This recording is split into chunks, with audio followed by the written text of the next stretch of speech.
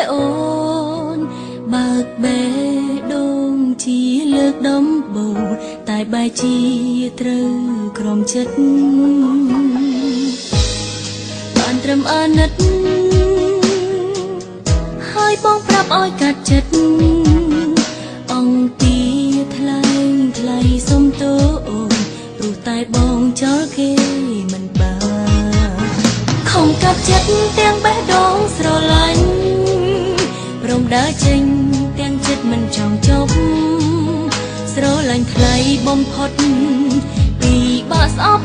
តែខំត្រង់កាន់ចិនព្រោះដឹងគ្មានសង្ឃឹមបើសិនគ្មានរូបគេបងអាចស្នេហ៍អូនទេបើសិនគ្មានរូបគេបងទុកអូនជាអ្វីជាសង្សារឬជាមនុស្សគ្រាន់កុំតចិត្តថ្លៃប្រាប់មកថ្លៃឲ្យអូនអស់ចិនមុនពេលចប់បើសិនគ្មានរូបគេបងអាចស្នេហ៍អូនទេ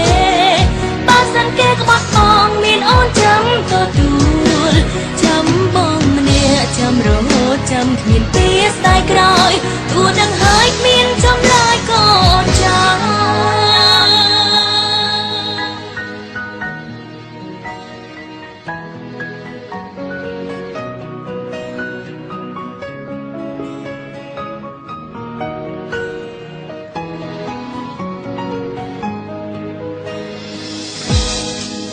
លំក្បត់បង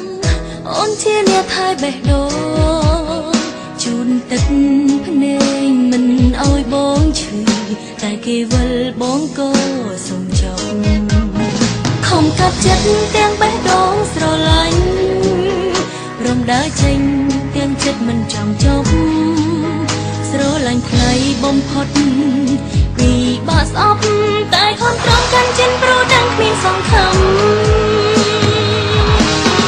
បើសិនគ្មានរូបគេបងអាចស្នេហ៍អូនទេបើសិនគ្មានរូបគេបងទុកអូនជាអ្វីជាសង្សារឬជាមនុស្សគ្រាន់កុំតចិត្តថ្លៃប្រាប់មកថ្លៃឲ្យអូនអស់ចិនមុនពេលចប់បើសិនគ្មានរូបគេបងអាចស្នេហ៍អូនទេបើសិនគេក្បត់បងមានអូនចាំទទួ